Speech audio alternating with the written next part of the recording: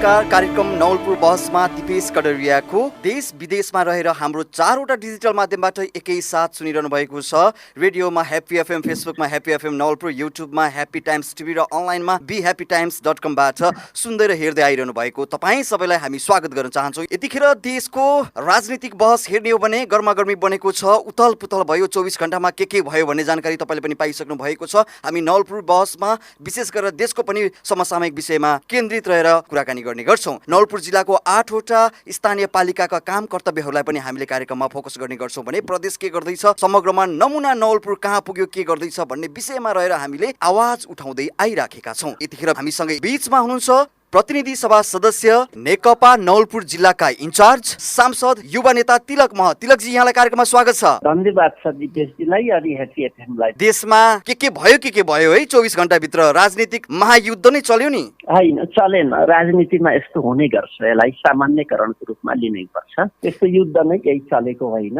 चल्यो त।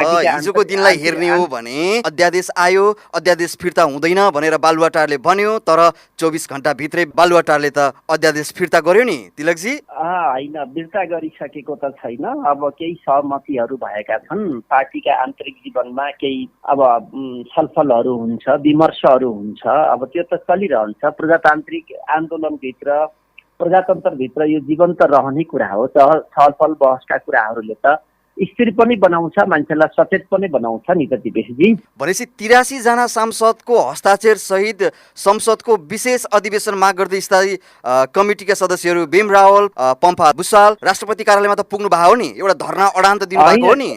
कतिजनाले हस्ताक्षर गर्नुभयो त्यो त मलाई थाहा छैन। म पनि प्रतिनिधि सभाको सदस्य हुँ। भनेपछि 83 जना पुगेन? पाउनु न, उहाँहरू जानुभएको भन्ने कुरा मैले पनि बाहिर मिडियामा सुने। त्यसपछिबाट कतिले हस्ताक्षर गर्नुभयो, के गर्नुभयो, त्यो कुरा त थाहा हुन्छ। अब आज भोलि थाहा भयो। पम्फा भुसालले मिडियामै बोलिदिनु भएको छ, हामी 83 जनाको हस्ताक्षर लिएर राष्ट्रपति कार्यालयमा पुग्यौं, धरना दियौं, बालुवाटारले नमानेको कुरालाई हामीले बालुवाटारलाई नै फर्काउन सफल भयौं, पार्टी विघटनबाट चाहिँ जोगियो, ठुलो एउटा राजनीतिक युद्ध चाहिँ समाप्त भयो भनेर भनेका छन्। होइन, फेरि यसो छ नि दिपेशजी, अब यो विघटनको कुरा भन्दा पनि पार्टी नेपालमा अब दुईटा ठुला राष्ट्रिय पार्टीहरू विगतको 22-24 वर्षको बहुदलीय व्यवस्थाको अब तपाईँ आफै बुझ्नुहुन्छ, मिडियामा तपाईँ काम गर्नुहुन्छ, युवा पत्रकार पनि हो, अब तपाईँ व्यवसायी पनि हो। त्यसो भएको हिसाबले विगत कहिले पनि स्थिर रहन सकेन। जब गणतन्त्र आयो, अब त्यसपछिबाट यो अब नेपालको इतिहासमा बहुदलपछि दुईचोटि कङ्ग्रेसको बहुमतको सरकार आयो, त्यो पनि स्थिर रहन सकेन। त्यही बिचमा नेपाली कङ्ग्रेसको विभाजन भयो, एकचोटि अब नेकपा एमालेको बिचमा पनि विभाजन भयो र नेपाली जनताले यो विभाजनबाट अब विरक्तिएर अथवा यसबाट अब अप्ठ्यारो परिस्थिति बनेर अब कम्युनिस्ट पार्टीको बहुमतको सरकार बनाए। झन्डै 2/3 नजिकको बहुमतको सरकार बनाए र जीवन्त पार्टीमा दुईटा पार्टीको बिचको, विशाल पार्टीको बिचको एकता पनि थियो र नेपाली जनताले अब वैकल्पिक शक्तिको रूपमा दुईटा प्रजातान्त्रिक शक्तिहरू, नेपाल कम्युनिस्ट पार्टी र नेपाली कङ्ग्रेसको रूपमा अब अगाडि बढाइरहँदा यो परिस्थितिमा बिचमा देश अगाडि बढ्दै जाँदा पार्टीभित्र 3 वर्ष झन्डै अब फागुन महिनातिर अब यो सरकार बनेको 3 वर्ष पुग्छ। हामी मङ्सिरमा प्रतिनिधिको रूपमा निर्वाचित भएर आयौँ र फागुनमा हामीले शपथ ग्रहण लिने परिस्थिति बन्यो। त्यसपछिबाट यो बिचमा अब तपाईँ देख्नुहुन्छ, अब राष्ट्रिय गौरवका आयोजनाहरू, विदेशीहरूसँगको सम्पर्क सम्बन्ध, हिजोको अवस्था, देशको अर्थतन्त्रमा सुदृढ हुँदै आउने, सामाजिक सुरक्षाका कामहरू अगाडि जाने, स्थानीय तहका सरकारहरूले कामलाई अगाडि बढाउने, प्रदेशले आफ्ना संरचनाहरू तयार गरेर अगाडि जाने, हामी त संघीयताको पहिलो अब हामीले प्रयोग गरिरहेका छौँ। प्रयोग गरिरहनु भएको छ। जनताहरू बाटोमा आइसके, सडकमा आइसके, एक थरी राजा आऊ देश बचाऊ भनेर नारा लागिराखेको छ। अर्कोतर्फ हेर्ने हो भने राष्ट्रपतिको चाहिँ 24 घण्टा नटिक्ने एउटा अध्यादेशमा लाल मोहरको मोह किन लाग्यो भनिराखेका छन्। पार्टीभित्रै किचलो छ, यो किन यस्तो भइराखेको छ तिलकजी? दिपेशजी हजुरले बुझ्नु पर्यो, अब 3 वर्ष बन्दासम्म संवैधानिक आयोगमा मनोनित गर्नको निम्ति असहयोग गरेपछि अनि प्रधानमन्त्रीले अब अध्यादेश बाहेकको विकल्प के छ? हो त, अध्यादेश त ल्याउनु भयो, तर अध्यादेश किन टिकेन त तिलकजी? होइन, पख्नु प्रतिपक्षी दलको नेता मिटिङमा गएर नबस्, सभामुखले त्यहाँ सहयोग नगर्ने, त्यो परिस्थिति बनिसकेपछि प्रधानमन्त्रीसँग अरू विकल्प थिएन। संविधानको संरक्षण गर्न अध्यादेश हो प्रधानमन्त्रीले ल्याउने भनेको। त्यो अधिकार सम्पन्न कार्यकारी प्रधानमन्त्री हो देशको। त्यहाँ सबैले अरनखटन गर्ने कुरा भन्दा पनि जब 3 वर्षसम्म संवैधानिक आयोग खाली छ, विभिन्न आयोग खाली छ, कामहरूले गति लिन सकिरहेको छैन, देशमा अरू हिसाबले आयोग सक्रिय हुनुपर्ने परिस्थिति छ, जनजाति आयोग भन्नुहोस्, अरू अख्तियार भन्नुहोस्, अरू विभिन्न खालका आयोगमा थुप्रै ठाउँ खाली भएको ठाउँमा असहयोग गरेर हलो अड्काएर प्रधानमन्त्रीलाई काम गर्न नदिने परिस्थिति बनेपछि अनि प्रधानमन्त्रीले अध्यादेश लिनु पर्दैन? त्यसको विकल्प अरू हुन्छ भनेपछि? यस कारण सुन्नुहोस्, अब सँगै सुन्नुहोस्, त्यो किन टिकेन भन्ने प्रश्नको कुरा छ। अब जो ठाउँबाट असहयोग भयो ती ठाउँबाट हामी सहयोग गर्छौँ ल। अब पूर्णता दिएर बहुमतको आधारबाट होइन, अध्यादेश मार्फत होइन, पूर्णताको बहुमतको आधारबाट होइन कि सर्वसम्मतको आधारबाट हामी सहयोग गर्छौँ भन्ने परिस्थितिको प्रतिबद्धता भएको कारणले प्रधानमन्त्रीले त्यसलाई फिर्ता लिन्छु भन्ने खालको कुरा भएको होला भन्ने लाग्छ हिजो पार्टीको मिटिङमा। यो सन्दर्भ त यस्तो हो नि, ती 3 वर्षसम्म असहयोग गरेर प्रतिपक्ष दलको नेता पनि त्यहाँ बस्नुपर्छ, सभामुख त्यहाँ बस्नुपर्छ, आयोगमा रहने सबै बस्नुपर्छ, उपसभामुख हाम्रो खाली छ। प्रतिपक्ष दलले त तपाईहरुलाई प्रतिपक्ष दलहरूले त चुपचाप बसेर शालीन ढंगबाट अहिलेसम्म त प्रस्तुति दिएका थिए नि त। तर पार्टी भित्रैका नेताहरूले त केपी शर्मा ओलीलाई चाहिँ एक्लाउन खोजेका होइनन्। त्यो नेकपा भित्रको एउटा प्रधानमन्त्रीलाई एक्लै पार्न खोजेका होइनन्। हैन, प्रचण्डजीलाई एक्लै पार्ने कुरा हुन्छ। प्रधानमन्त्रीज्यूलाई केपी शर्मा ओलीज्यूलाई एक्लै पारेर नयाँ नेतृत्व ल्याउन खोजेका होइनन्, पार्टी भित्रको विघटनले चाहेका होइनन् अरु नेताहरूले। त्यस्तो हुँदैन। प्रधानमन्त्री कहिले एक्लै हुनुहुन्न। प्रधानमन्त्रीसँग तपाईं आफैले भन्नुभयो त तिलकजी, तपाईं आफैले भन्नुभयो कि प्रधानमन्त्रीज्यूलाई एक्लाउन खोजियो। अहिलेसम्म चाहिँ 3 वर्षको बीचमा चाहिँ पार्टी भित्रै बाहिरले पनि सहयोग गरेनन्, नगरेपछि अध्यादेश ल्याउन जबरजस्ती बनाइयो भनेर त तपाईं आफै भन्दै हुनुहुन्छ त। हैन, प्रधानमन्त्रीलाई काम गर्न नदिने खालको वातावरण बन्न कुरा किन यस्तो भयो होला भन्नुस् त? संवैधानिक पद हो त्यो त। अब जीवन्त पार्टीमा भयो, छलफल परामर्श भयो, अब टुङ्गियो, अगाडि बढ्यो। अब सकियो सबै यो अहिलेसम्मको तिक्तताहरू सबै सकिए प्रचण्ड र केपी ओलीज्यूको बीचको? सकिँदैछ। के छ भने कतै नेकपा विभाजनको परिस्थिति बनेर खुसी हुन कसैलाई मन छ भने त्यस्तो हुँदैन। त्यो देशको निम्ति पनि हुँदैन। हामी पनि चाहन्छौँ, नेपालमा सञ्चालनमा रहेका मिडियाहरू पनि चाहन्छन् कि 5 वर्षसम्म सरकार टिक्नुपर्छ, बहुमत पाएको छ, काम गर्दैछ, विकासका यत्रा रणनीतिहरू बनाएको छ सरकारले। तर सरकारलाई चाहिँ किन सहयोग नगर्ने क्या पार्टी भित्रका नेताहरूले? ठिक छ, त्यो पनि बहस छलफल छ। केन्द्रीय कमिटीको हामी अब बैठक बस्दैछौँ, त्यही भित्र स्थायी कमिटीको बैठकले त्यो समाधान गर्छ। अस्ति भाद्र 26 गते एउटा निर्णय छ, त्यो निर्णयमा फर्किनुपर्छ भन्ने खालका कुराहरू छन्। कमरेड प्रचण्ड पार्टीको अब कार्यकारी अध्यक्ष हुनुहुन्छ, उहाँले पार्टीलाई अगाडि बढाउने। अब प्रधानमन्त्री केपी शर्मा ओली अब यता सरकारको प्रमुख हुनुहुन्छ, उहाँले चलाउने, पार्टीभित्रका केही समस्याहरू बसेर छलफल विमर्श गर्ने, परामर्श गरेर जाने खालका सहमतिको साथ अगाडि जान्छ। 5 वर्ष यो सरकार ठिक छ र यसले काम गर्छ। भौतिक निर्माणका कामहरू हजुरले देखिरहनु भएको छ। कोरोनाको कारण झन्डै हामीलाई 1 वर्ष असर पुर्याएको छ। त्यो असरबाट पनि अब हामी मुक्त भएर अर्थतन्त्रलाई सुदृढ गर्दै, स्थानीय सरकारहरूलाई पनि अब परिचालित गर्दै अगाडि जाँदै, प्रदेश सरकार सुदृढ गर्दै अगाडि जाँदै कामले गति लिने खालको परिस्थिति बन्दै जान्छ। खुमलटार र बालुवाटार बीचको चाहिँ यो टक्रावले, लडाइँले गर्दा तपाईहरु जस्तो नयाँ पुस्ताका युवा नेताहरूलाई अलिकति अप्ठ्यारो परिरहेको जस्तो भान हुन्छ कि हुँदैन तपाईलाई? हामी निराश छैनौँ। जीवन्त पार्टीमा हुने छलफलहरूसँग हामी निराश हुँदैनौँ। तर काम गर्ने स्थितिमा पार्टीको तर्फबाट पार्टीले काम गर्न पनि अवरोध कसैले गर्न हुँदैन। सरकारको तर्फबाट पनि सरकारलाई काम गर्ने वातावरण बनाउनुपर्छ भन्ने कुरामा हाम्रो जोडबल पुगेको छ। र अब हामी त अझ नवलपुर नयाँ जिल्लाका प्रतिनिधि भएको कारणले नवलपुर बनाउनु पर्ने हाम्रो बेसी दायित्व छ। 3 वर्ष पुगिसक्यो, नयाँ नवलपुर कहाँ पुग्यो भनेर जनताहरू भनिराखेका छन्। धेरै अगाडि पुगिया छ, हजुरले त हेर्न पर्यो नि। हजुरले त्यसो भन्न पाइँदैन नि। 3 वर्षको बीचमा 3 वर्ष त पुग्दैछ, 3 वर्षको बीचमा भए गरेका कामहरू हजुरले भन्न पर्यो, मिडिया मार्फत प्रचार गर्न पर्यो, थप कामहरू के हुँदैछन् भनेर सोच्नु पर्यो। तपाईहरुले गर्नुभएको समुद्घाटन कार्यक्रम, शिलान्यास कार्यक्रमहरूको हामीले फुकिराखेकै छौँ र जनताहरूले पछिल्लो समयमा पाउने सेवा सुविधाहरू जति पाउनु पर्ने थियो त्यो पूर्ण रूपमा चाहिँ पाएनन् भन्ने गुनासो त आइराखेको छ नि त, सुन्नु भएको छ कि छैन? अब ती हामीले उद्घाटन गरेका कामहरूले गति लिएका छन्। सुशासनको क्षेत्रमा सुदृढ बन्दैछ, थप कामहरू अगाडि जाँदैछन्। नवलपुर गण्डकी प्रदेशको करिब अब नमुना जिल्लाको रूपमा अर्थतन्त्रको निम्ति, आर्थिक सुदृढीकरणको निम्ति, पर्यटनको क्षेत्रमा, कृषिको क्षेत्रमा गण्डकी प्रदेशको 1 नम्बरकै जिल्लाको रूपमा अब स्थापित बन्दैछ, अगाडि जाँदैछ। अब हामीले त्रिवेणीको भन्सार ठुलो भन्सार भइसकेको छ, अब उद्घाटनको तयारीमा छ। हामीले आन्तरिक राजस्व कार्यालय अब सेवा केन्द्रबाट त्यसलाई आन्तरिक राजस्व कार्यालयको काम अगाडि जाँदैछ। बुटबल नारायण खण्ड सडकको काम अब अगाडि बढिरहेको छ। कालीगण्डकी कोरिडोरको काम पनि अगाडि काम बढिरहेको छ। उत्तर दक्षिणका सडकहरूका लिङ्केजहरूको काम अगाडि जाँदैछ। अस्पताल अब 50 बेडको जिल्ला अस्पताल भएर त्यो काम पनि अगाडि जाँदैछ। अब हजुरले बुझिरहनु भएको छ। अब हामीले त्रिवेणीबाट दुम्कीबासको बाटोको EIA को कामको अन्तिम चरणतिर हामी पुगिरहेर त्यो काम पनि हामीले गर्दैछौँ र पहाडका विद्युतीकरण नभएका गाउँपालिकाहरू वडाहरू नगरका केही वडाहरूमा पनि विद्युतीकरणका कामहरू अगाडि जाँदैछन्। अब कालीगण्डकी को बाटो अहिले अगाडि बढिरहेको छ। त्यो सहित अब हामीले नारायणी नदी तटबन्धनको निम्ति DPR को काम अगाडि बढेर त्यसलाई अब अलि ठुलो बजेटको आधारबाट हामीले नानगढदेखि त्रिवेणीसम्म नै त्यसलाई व्यवस्थित तटबन्धन गरेर अगाडि लाने, अब जमिन नारायणले खाएको जग्गालाई व्यवस्थित गर्ने काम पनि नवलपुरमा अगाडि भइरहेको छ। नवलपुरका जनताहरूलाई भनिदिनुहोस् त, अबको 5 वर्षको यो पिरियडभित्र साँच्चै नयाँ नमुना नवलपुरको संरचना तयार हुन्छ? अब श्रोताहरूप्रति पनि मैले आभार व्यक्त गर्न चाहन्छु। अब हामी नयाँ जिल्ला 0बाट सुरु गर्यौँ। हामीले नवलपुरका जनताहरू परासीमा जान कति गाह्रो थियो। 25,000 निकाल्नको निम्ति 15,000 बाटो खर्च हुन्थ्यो र हामीले जिल्लालाई अब नवलपुर छुट्टै बनायौँ।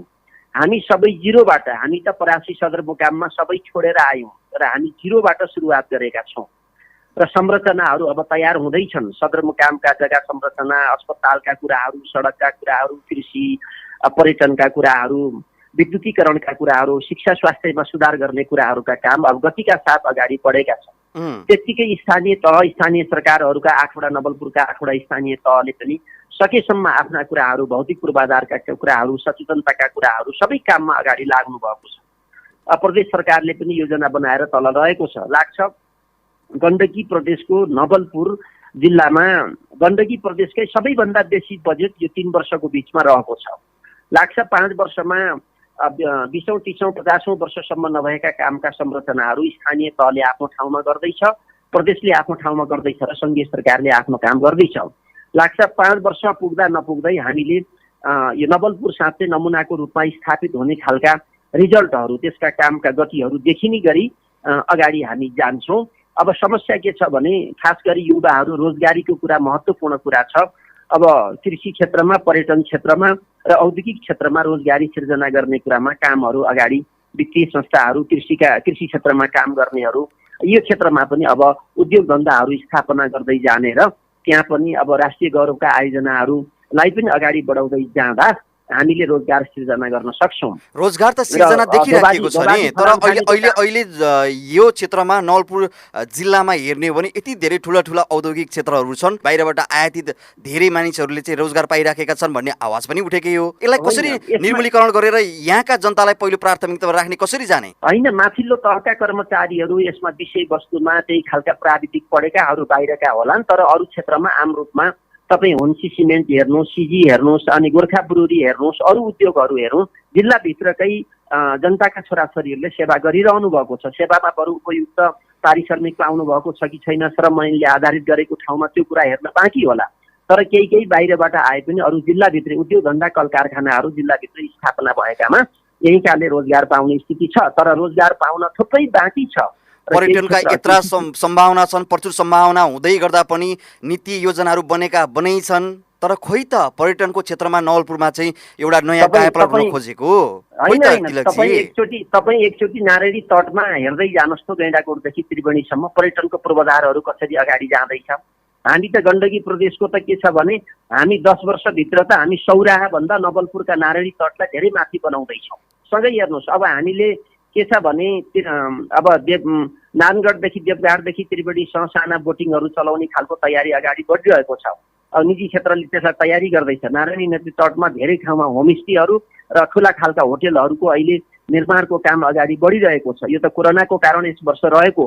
शाश्वत धामदेखि धेरै ठाउँमा नवलपुर त अब के छ भने अब करिब देवघाटदेखि त्रिवेणीसम्म 82-85 किलोमिटर, अनि देवघाटदेखि अब रामदीसम्म पनि बोटिङ चलाउने, साना जहाजहरू पानी नदीमा चलाउने खालको सरकारको बजेटको योजना सहित जहाज कम्पनीले त्यसको काम अगाडि बढाइरहेछ। त्यसो भएर नवलपुरलाई त तीनतिर नदीले घेरेको छ, पश्चिममा दाउन्ने पहाड छ, नदी तटमा भएको नवलपुर भएकै कारणले यो अब पर्यटकीय क्षेत्रको रूपमा अगाडि बढ्दैछ। यसलाई संस्थागत विकास गर्ने कुरामा प्रदेश र सङ्घीय सरकार लागेको छ। नवलपुर जिल्लाको पहाडी क्षेत्रमा सम्भावना देख्नुहुन्छ कि हुन्न यहाँले पर्यटनको मार्गहरू? पहाडी क्षेत्रमा त छ त, तपाईँ देवचुली, धोबादी, त्यसपछि बालीघाट, अकलादेवी, यी त महत्त्वपूर्ण ठाउँ हुन्। यस वर्ष पनि पर्यटन मन्त्रालयले धोबादीलाई व्यवस्थापन गर्न केही बजेट विनियोजन गरेको छ। अनि देवचुलीलाई व्यवस्थापन गर्न त्यसको पदमार्गको कुरा, अरू मार्गको कुरा, होमस्टेहरू स्थापना गर्ने, हाम्रो पहाड र तराई दुवै ठाउँमा पर्यटकीय क्षेत्रको पूर्वाधार विकास गर्ने काम अगाडि बढिरहेको छ। त्यसलाई स्थानीय रूपबाट पनि संस्थागत अब विकास गर्नुपर्ने हुन्छ। जति सम्भावना देखिएको छ नि नवलपुर जिल्लालाई हेर्ने हो भने पहाडी क्षेत्र अलिक बढी भएको कारणले जति सम्भावना छन् त्यति नै काम गर्न पनि गाह्रो छ र समस्या पनि देखिएको कारणले निर्क्युलमा चाहिँ पुग्न नसकेको भनेर चाहिँ यहाँका विज्ञहरूले पनि भन्ने गर्छन्। तपाईँको नजरले ठ्याक्कै हेर्ने हो भने नवलपुर जिल्लाको पर्यटन क्षेत्रलाई चाहिँ कति वर्षभित्रमा चाहिँ हामीले कायापलट गर्न सक्छौँ र यहाँका स्थानीयहरूलाई नै रोजगारीको वातावरण सिर्जना गरेर यहीँबाट पोखरा जान सक्ने वातावरण कहिलेसम्म सिर्जना गर्न सकौँला? अब हामीले उत्तर दक्षिणको सडक अब जोड्ने काम अगाडि बढ्दैछ, स्तर उन्नति हुँदैछ।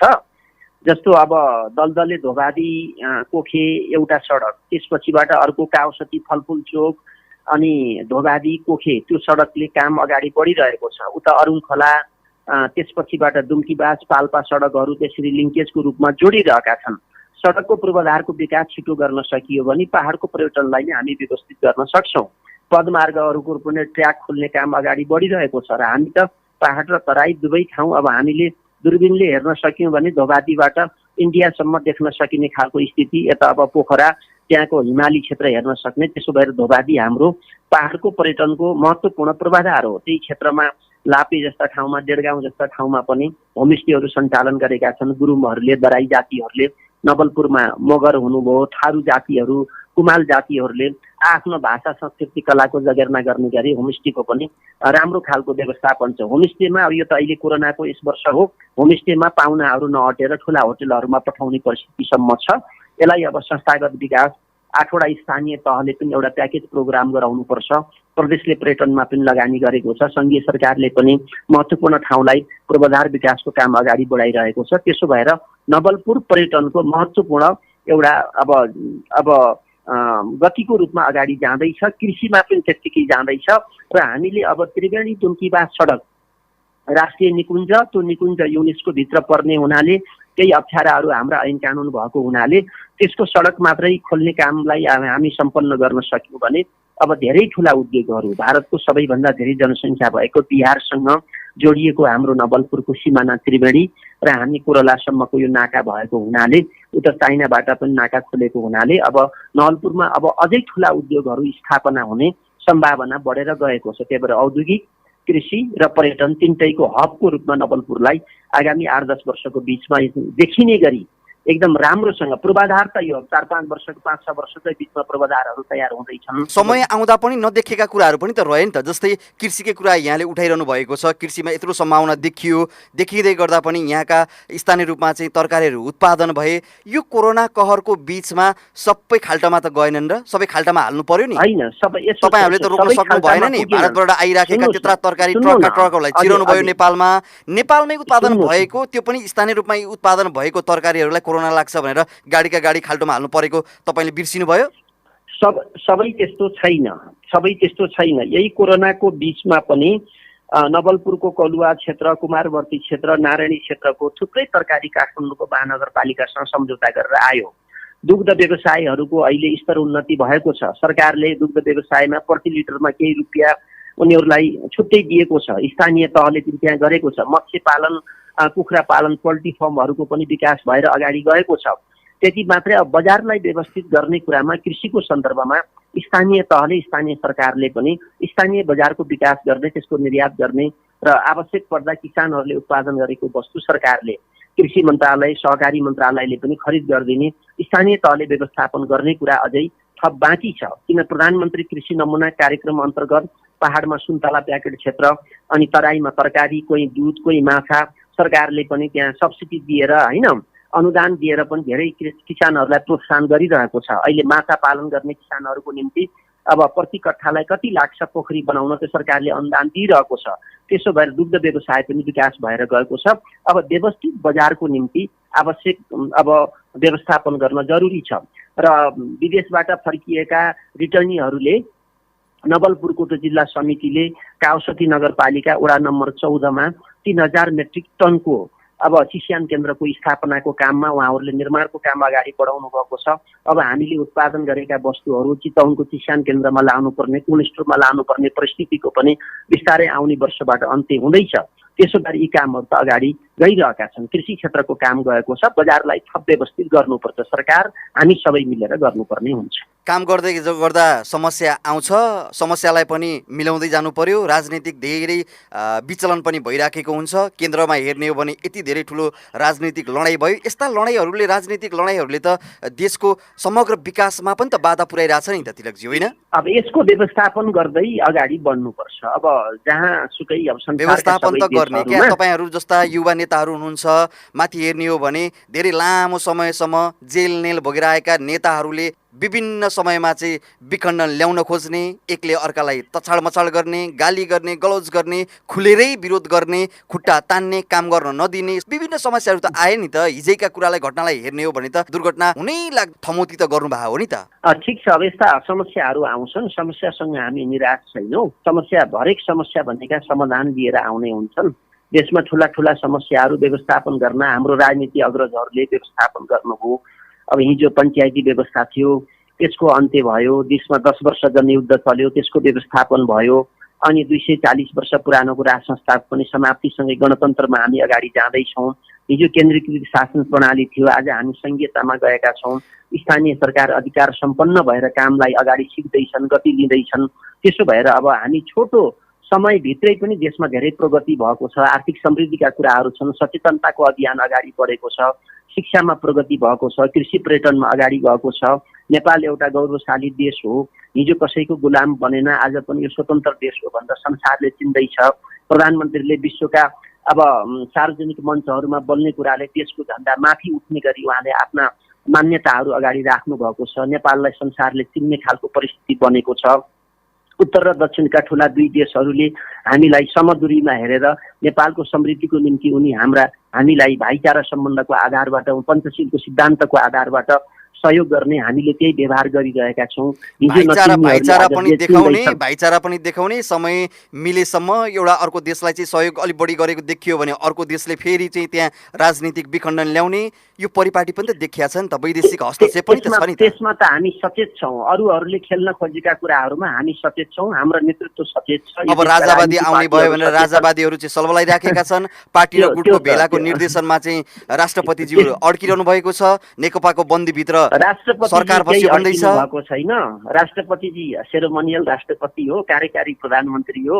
मन्त्री परिषदले गरेका निर्णयहरू राष्ट्रपतिले त्यसमा लालमोहर लाउनु पर्ने परिस्थिति बन्छ। कहिलेकाहीँ झन्डा बोकेर हिँड्नेहरू पनि हामी देखेका छौँ। राजा आऊ भन्नेहरू पनि प्रजातन्त्रमा पाउन पर्यो, तर त्यो सम्भावना हो कि होइन? त्यसो भएको हुनाले हो कि होइन भन्नुस् त। यत्रा जनता सडकमा आउनुको कारण के होला? वितृष्णा त होला नि, होइन? अहिलेको प्रमुख दलहरू बीचको नेपाली काङ्ग्रेससँगको तिक्तता, नेकपासँगको तिक्तता व्यवस्थामा, गणतन्त्रमा भन्न पाइन्छ, तर त्यो परिस्थिति होइन। त्यसो भएको हुनाले अति जुलुसहरू पनि हामी देखेका छौँ, होइन? अब प्रतिपक्षले अस्ति अब जुलुस सुरु गरेको छ, प्रतिपक्षको आफ्नो अधिकारको कुरा हो, होइन? त्यसो भएको कारणले राजा आउने सम्भावना, राजाहरूले देशलाई के गरे अनि आज यत्रो गणतन्त्रमा आजका गणतन्त्रका नेताहरू यहाँको सरकारले गरेका कामसँग अतालिएर विभिन्न खालका योजनाहरू बन्न सक्छन्। होइन, चिया पसलमा जाने हो भने पनि अनि त्यसपछि गएर तपाईँ आफै पनि देश दौडानको क्रममा रहँदा, जिल्ला दौडानको क्रममा रहँदा काहीँ न काहीँ त तपाईँले पनि सुनिरहनु भएको चिज हो नि त। एउटा राजा थियो, केही खर्च थियो होला, अहिले त धेरै राजा आए, छोटे राजाहरू आए, बडे राजाहरू आए भन्छन् नि त। सुन्नु न, देवचुलीको मेयरलाई एउटा राजा भन्नुहुन्छ, काउसतीको मेयरलाई अर्को राजा भन्नुहुन्छ। जनताका छोराछोरीहरू हिजो राजनीति गरेका आज जनताको बीचमा काम गर्न गएकाहरूलाई त्यस्तालाई राजा भन्न मिल्छ? जनताले भनेका कुरा हो, जनताले सडकमा आएर भनिराखेका कुरा हो नि त। कसैले भनेका छैनन्। राजा आऊ देश बचाऊ भन्नेहरूले पार्टी खोलेर चुनावमा जित्ने, त्यसपछिबाट देशको ठुलो मान्छे बन्ने। भनेपछि तपाईँले राजालाई चुनाव लड्न आऊ भन्नुहुन्छ? तपाईँ राजालाई आऊ, गुट खोल, आफ्नो एउटा पार्टी खोल, अनि त्यसपछि तिमी चुनावमा आऊ भन्न खोज्नु भएको तपाईँ? हो, चुनावमा आउनु पर्यो नि त। चुनावमा आउनु पर्यो, पार्टी खोल्न पर्यो। गणतन्त्रमा त पार्टी खोल्न पर्यो नि त, प्रजातन्त्रमा त पार्टी खोल्न पर्यो नि। निरङ्कुश राज्य सत्ता हो र यो हिजो जस्तै होइन नि। त्यसो भएको कारणले अब त्यो कसैले राजा आऊ देश बचाऊ भन्ने जनताहरू पनि हामी हेरेका छौँ कि बुझेका छौँ। त्यसो भएर त्यो सम्भावना होइन। यो हल्ला हो एउटा समूहले चाहिँ अहिलेको यो धमिलो पानीमा चाहिँ माछा मार्न खोजेको हो। एकदमै ठ्याक्कै त्यही हो, 100% त्यही हो हजुरले भनेकै। अहिले काठमाडौँमा तपाईँ हुनुहुन्छ, काठमाडौँमै हेर्ने हो भने यो उखु किसानहरूको समस्या दिनदिनै रोएर बस्नु परेको छ। वर्षौंदेखिबाट छाक टार्न नसकेर त्यति धेरै ठुलो रकम लिन पर्ने स्थितिमा कसले पुर्यायो आखिर? अब उखु किसानको त अब 1 अरब जति भुक्तानी गत वर्षदेखि भयो। अरू जसले भुक्तानी गरेका छैनन् सरकारले अब उनीहरूलाई कारबाही गर्दैछ। उनीहरूको चल अचल सम्पत्तिबाट असुल गरेर किसानलाई दिँदैछ। त्यो हिजोदेखि कसले पुर्यायो भन्ने कुराको त हिजोका सरकारहरूको कुरा गर्न पर्यो। यो सरकारको त अब 3 वर्ष पनि पुगिएको छैन। यो सरकारले हिजो काम नगरेको यो सरकारले हिजो काम अगाडि बढाउने तर काम पनि नगर्ने र धेरै ठाउँमा भ्रष्टाचार गर्नेहरूलाई कारबाही गर्न सक्दैन? आहा, यो त सुन्नु, गर्नुहोस् त, भ्रष्टाचार गर्नेहरूलाई जेल हाल्ने। ललिता निवासका मान्छेहरूको जेल परेको छ। हिजोका सुनकाण्डका मान्छेहरू 48 जना कसरी जेल हालेको छ। अनि हिजो मान्छे मार्नेहरूलाई, इटा भट्टामा जलाउनेहरूलाई घले पक्रिएर हालेको छ। गर्नुहोस् त, त्यस्तो भन्न मिल्छ? अहिले गर्दै जानुहोस् तपाईँ। कति मान्छे यो सरकार आइसकेपछि यो पुग नपुग 3 वर्षको बिचमा सयौं मान्छेहरू भ्रष्टाचार, अरूको हत्या, अरूमाथि ठग्नेहरूको त जेल परेका छन् नि त। अहिले पनि त छ नि त भ्रष्टाचार। प्रधानमन्त्रीज्यूले भ्रष्टाचार गर्न दिन्न भन्नुभएको छ। दिनदिनै पत्र पत्रिकामा हामीले देखिराखेका छौँ। ओम्नी काण्ड देखियो, प्रेस सेक्युरिटी काण्ड पनि देखियो। धेरै यस्ता समस्या त छ नि त।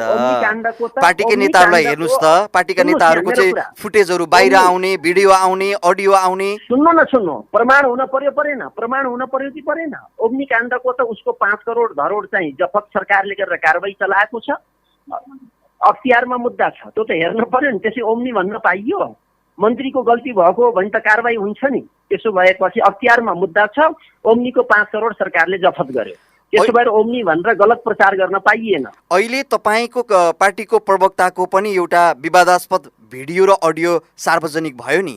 अब यसलाई बालुवाटारले कारबाही गर्छ कि गर्दैन? पार्टीले हेर्दैछ त्यो कुरामा। अब प्रमाणित नभएका कुरामा हामी बोल्दैनौँ। सडक हल्लाको भरमा हामी बोल्दैनौँ। त्यसो भएको हुनाले त्यो पनि पार्टीले हल्ला छलफल गर्ला। अडियो आएको छ, सत्य हो कि होइन भनेर छानबिन गर्ला। मिडियाहरूले पनि त्यसको सत्य तथ्य पत्ता लाउलान्। त्यसो भएको कारणले त्यसको विषयमा अहिले म बोलिहाल्नुपर्छ भन्ने केही लाग्दैन। नवलपुरका जनताहरू र तपाईँको कार्यकर्ताहरूलाई के भन्नुहुन्छ? अब देश सङ्घीय लोकतान्त्रिक गणतन्त्रात्मक व्यवस्थामा अगाडि बढेको छ। यही व्यवस्था अनुसार हामीले देशको अर्थतन्त्र ढुकुटी हेरेर यसको काम अगाडि बढ्दैछ। स्थानीय सरकार, प्रदेश सरकार र सङ्घीय सरकारले देशको अब आर्थिक समृद्धिलाई अगाडि लाने खालको योजनाका साथ बढिरहेको छ। सुखी नेपाली, समृद्ध नेपाल, यो नेपाली जनताको यो सपनालाई पुरा गर्ने कुरामा यो सरकार प्रतिबद्ध छ। र भएका सत्य तथ्यहरूलाई जनताको बिचमा मिडियाले पनि तपुर जस्ता मिडियाहरूले सार्वजनिक गर्नु पर्यो। गलत भ्रमहरूलाई सृजना गरेर जनतालाई अन्यल बनाउने कुरा पनि गर्नु भएन। सङ्घीय लोकतान्त्रिक गणतन्त्रात्मक व्यवस्थालाई सुदृढ गर्दै यसलाई व्यवस्थित गर्दै अगाडि लाने र समाजवादमा जाने बाटोको अभियानलाई अगाडि चलाउने र सुदृढ नेपाल बनाइसकेपछि देशको अर्थतन्त्र बलियो बन्द अगाडि जान्छ। यही कुरामा सरकार पनि लागेको छ, हामी पनि लागेका छौँ र स्थानीय तह पनि लाग्नुपर्छ। तपुर मिडियाहरू पनि नमुना नवलपुर बनाउने कुराका अभियानका खोजकर्ताहरू हुनुहुन्छ, सहयोगी हुनुहुन्छ। यही कुरामा अगाडि लाग्न मैले सबैलाई हार्दिक अनुरोध गर्न चाहन्छु। अमूल्य समय दिनुभयो, नवलपुरका जनताहरूलाई आफ्नो आवाज सुनाइदिनु भयो। धन्यवाद छ यहाँलाई। ल, ह्यापी एफएम र हजुरलाई पनि धन्यवाद छ।